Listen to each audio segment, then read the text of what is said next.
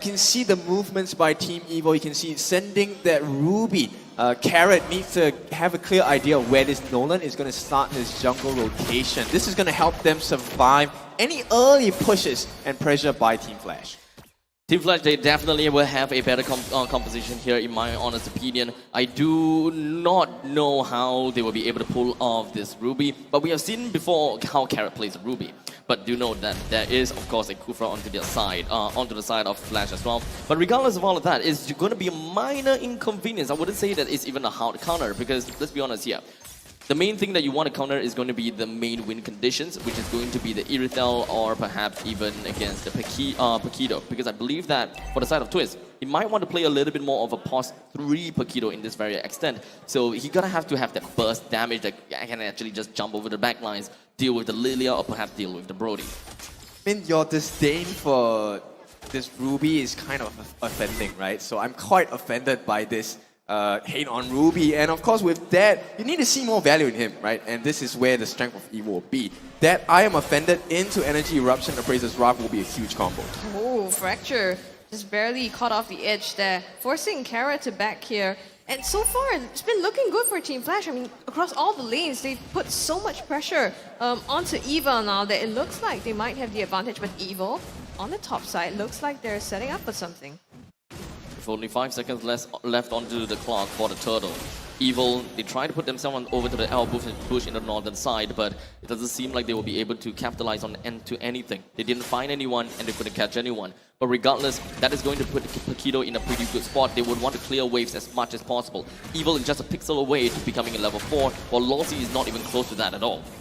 Knock up onto Carrot here by Lawsy, chasing him down with the bouncing ball as well. Here comes Hades! Lands the first blood onto Carrot here. The Twist in the backline, causing some trouble, forces the black shoes from Jay as well. And it looks like they've successfully forced Evo! Lawsy with the catch onto Jace's, having to use the Nether Realm to protect himself there. That was such a clutch level 4, as Adamir, I believe, just gonna be focusing onto down to the side of Evil. But Lawsy doesn't seem like he will be able to get away that easily.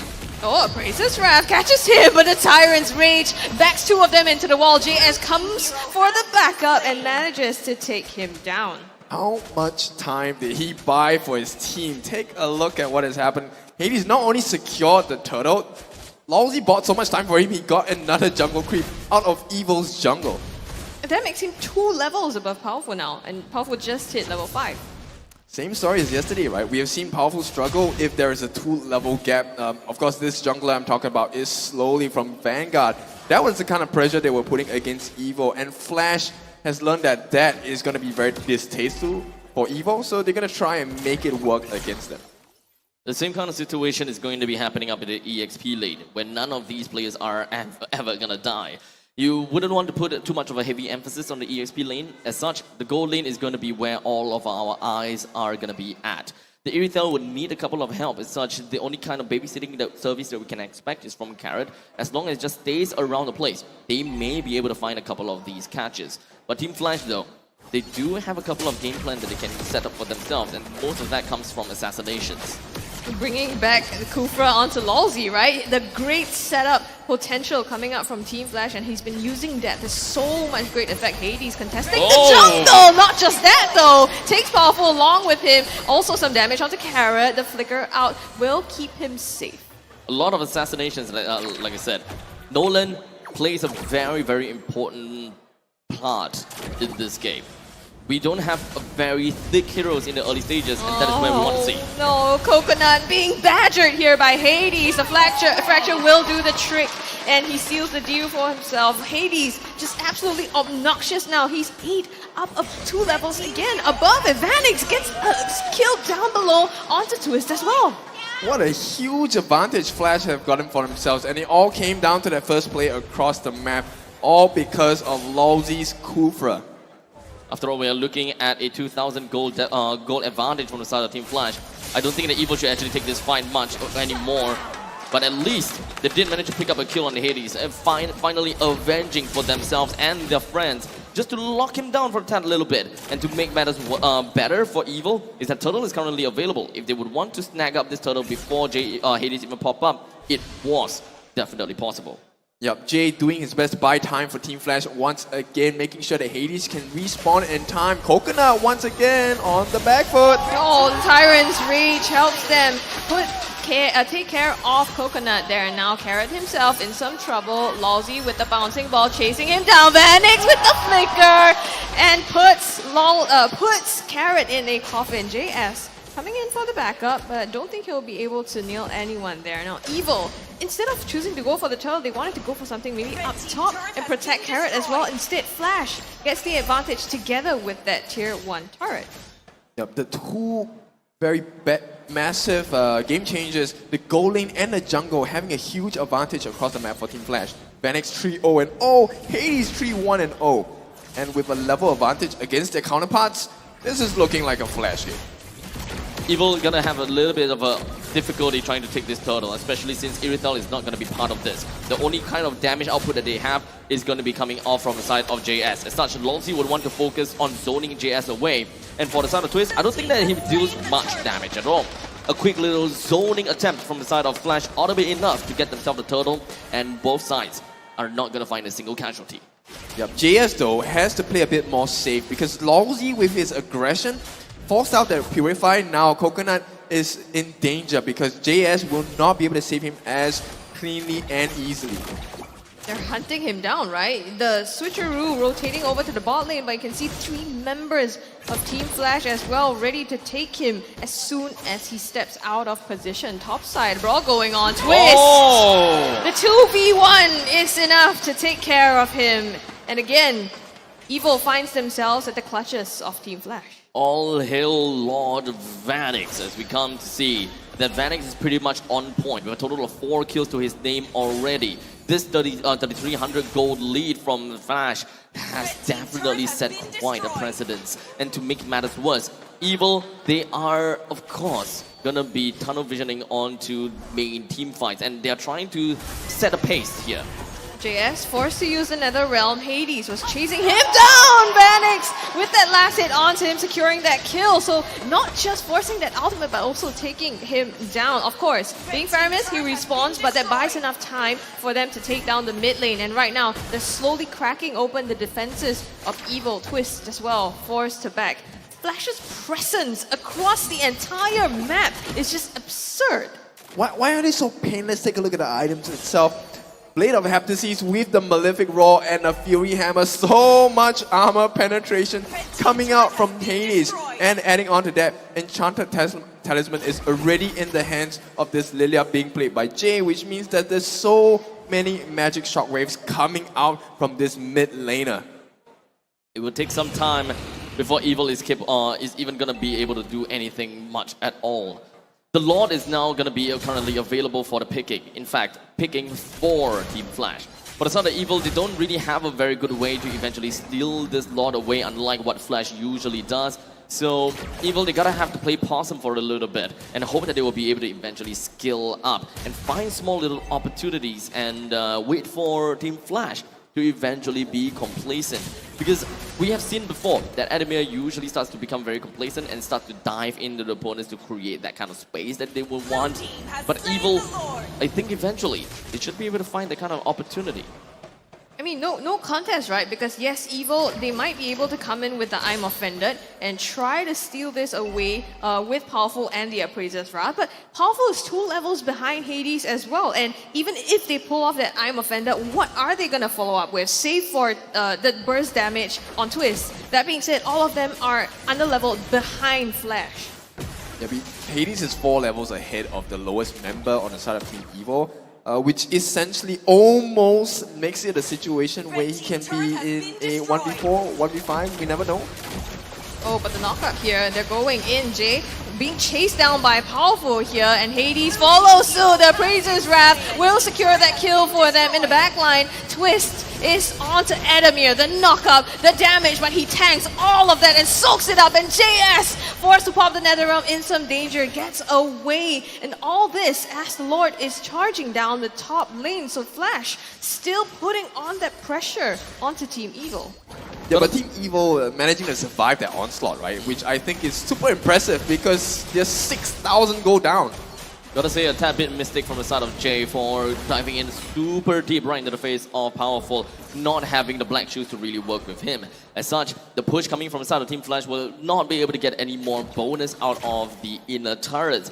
All of the inhibitor turrets were still up and running. None of them chipped off or anything, but it's not like Team Flash gotta have to rush this game or anything. I think that they're trying to play it safe. But they do have 6,400 gold lead after all. All they gotta do is just suffocate Evil as much as possible and try to hold down the fort. They don't have to force team fights, but they gotta have to make sure that Evil do not get any more farm from this point onwards. Yep, I mean, Evil at this point is still on the halfway mark, right? About 27,000 gold. They need at least 40 to 50,000 to have some decent itemization to be able to fight back against Team Flash. And as it stands now, Team Flash already closing up the map against Evil.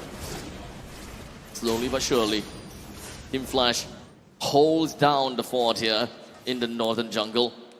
While the bottom lane may be a little bit of a clash, I gotta have to say, between the creeps. I wouldn't say that that is going to be that important when it comes down to attaining lane priority. The main thing is freezing the waves. You freeze out the waves and ensure that you take the jungle for yourselves. This is going to make Evil have a little bit of a problem trying to reach out to get these farms, while all of these creeps are going to be whittled away by their own creeps. Let's take a look at Vanix as well. He has the Sea Helmet, Malefic Roar, and these are huge items. He also has the Hunter's Strike, and this is going to be a lot of damage coming out from Vanix. If you were worried about Hades, the gold laner is the main guy that you have to be very careful about. Vanix with the Abyss Impact as well as the Corrosive Strike, going to take a lot of lives from Evil. 5-0-0 after all.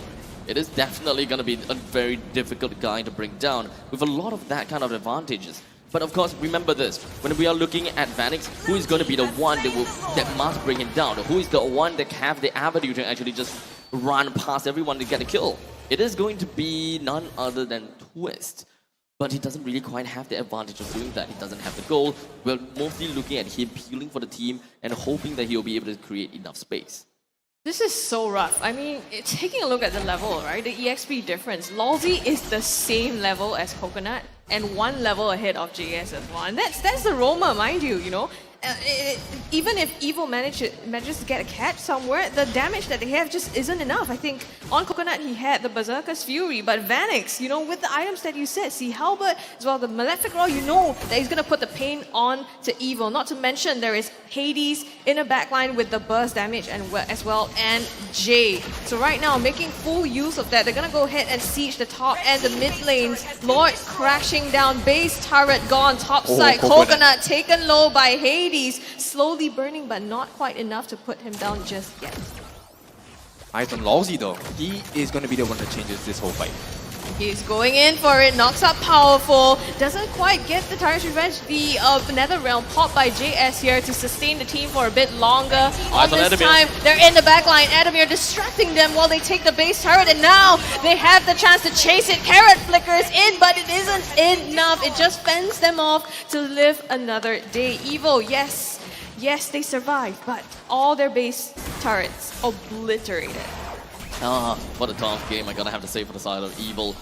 Team Flash, they managed to break through the inhibitor turrets very effectively with all of the inhibitor turrets already destroyed.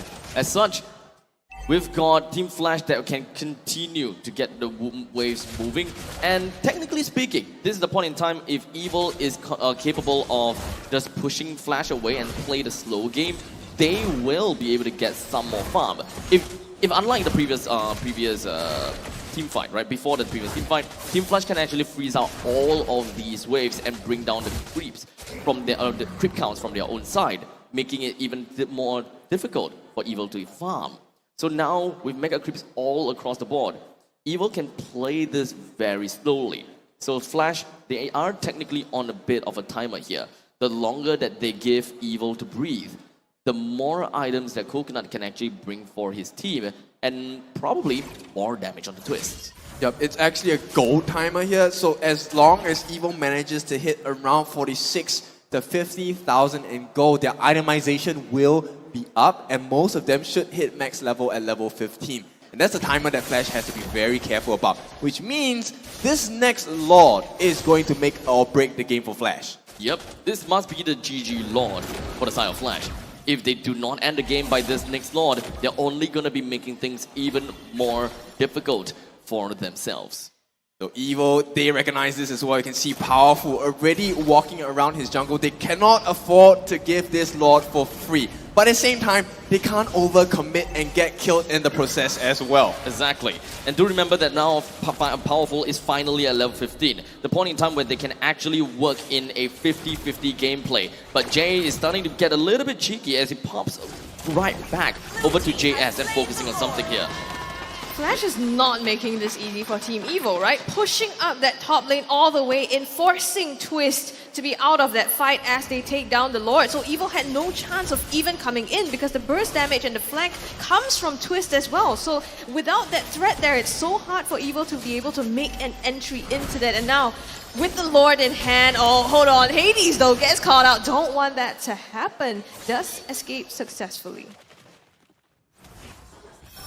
Mir in the back line, catches onto Coconut, goes all the way in as well. The rest of the team comes here. Lolzy doesn't catch anyone just yet. Another round popped as well for the sustain the praises round. Tries to fend them off, but is it enough? The Lord comes down onto the base. He flickers in. Vanix takes the last blows on the base and closes out that game. Knocks Flash up to a 2-1